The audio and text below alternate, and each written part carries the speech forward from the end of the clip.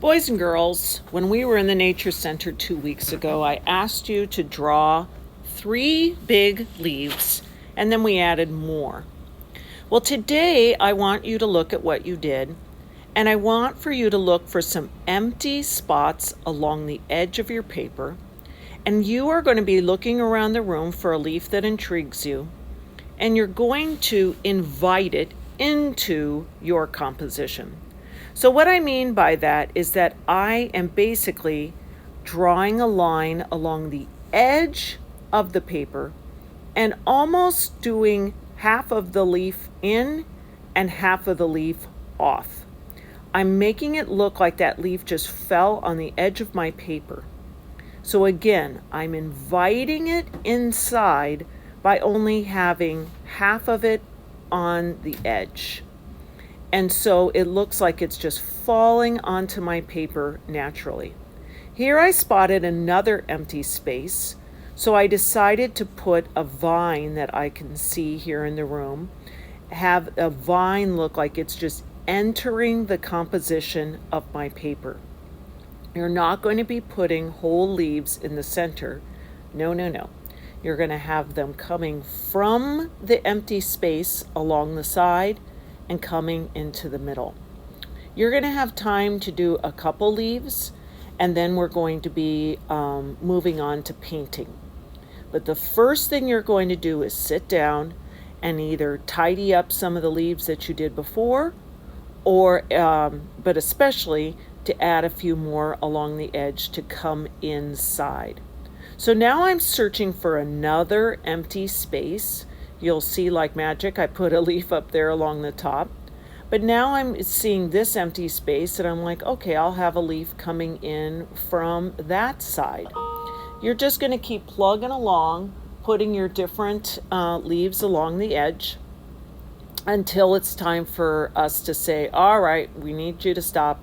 We're going to come and teach you how to paint. So, one thing that I would like for you to remember is that if you do run out of time, if you wanted to draw more leaves, all you have to do is later on, if you have extra time, you can just draw them then. So don't be in despair if it feels like you had to go too fast. Now, you can see here that some kids from last week, here's an example of a girl who has a little bit of space. This person has a lot of space along the edge. And this person needed to just kind of tidy up their leaves to figure out where are their leaves. This person drew the veins, but they didn't draw the outside of the leaf. So they just need to first look it over and make sure that they've completed their drawing and that they have actual shapes of leaves ready to paint today. Some of you are going to look at your leaves and say, oh, I wish I had put on just a little bit more detail. So all you have to do is look around the room and just figure out where the veins would have gone if you had done that from the beginning. We're about to send you off to look at all the different plants and to add a few leaves. We'll set the timer for 5 or 10 minutes and then we'll bring you back to paint. So just as we saw that the leaves have all different shapes, what we're going to be looking at today is all the different kinds of green. You learned a long time ago that yellow and blue make green, and that if you took yellow and blue paint and mixed it together, it would make a lovely shade of green. However, there are millions of different kinds of greens, and we could spend all day today, and I think you should, naming your greens. But how do we get all these different greens? Well, the trick is to use different colored yellows. Here we have a lemon yellow, an orange yellow, an ochre yellow, and different types of blue. We have a cobalt blue, a phthalo blue, an ultramarine blue. By using different yellows and blues, we'll be able to achieve different colors. Now I'm zeroing in on the first leaf that I'm imagining to be at the bottom of my pile. You can see where I'm zoning in right there. That is my first leaf. You are going to take your brush and very carefully pick up just a little bit of your first yellow of choice. You can choose any yellow you like, but you're going to choose one. Then I'm going to Just dip. I am not going to stir. And on my brush, I now have a little bit of yellow and a little bit of blue. You're going to go to the leaf that you're zoned in on, that you're focusing on, and you are going to begin to paint. And that color, the blue and yellow, is going to mix right on the paper. Now, if you feel like, oh, it's not going far enough, I'm starting to run out of paint, you're not going to go to the water well for a rinse. No, no, no. You're going to get all that green off your brush. Instead, you're going to dip your brush into the little ballerina drinking fountain, bring it back over, and that water is going to extend the life of that green that you have created on your brush. I just keep going back and forth to that little drinking fountain. I'm not swishing. You can tell that the water is not getting dirty. That's because I'm not using it to rinse my brush. I'm using it just to get my brush a little bit more wet. Now, I have now taken those two colors and I have merged them together on here.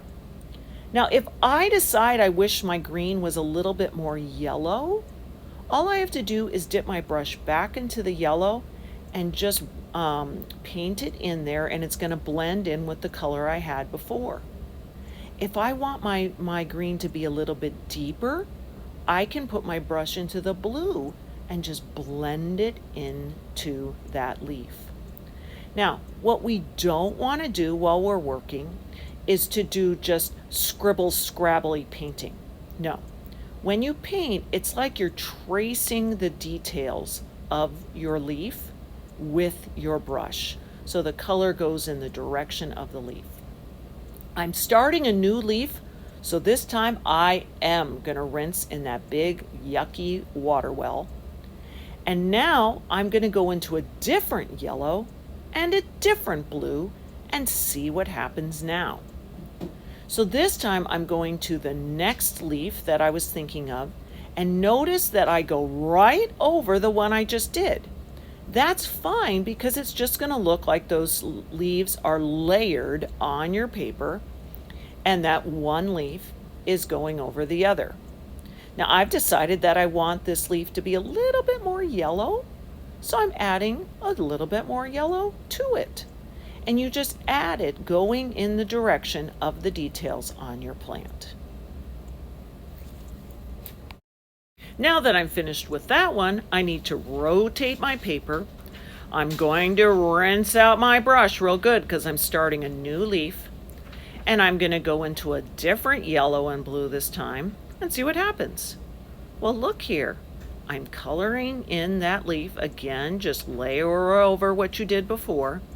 And I am ending up with this gorgeous forest green. I can make it even a little bit darker by adding a little bit more blue to it. This green looks very different than the greens I created before. And notice again, I'm using my brush to trace over my details now that I'm finished.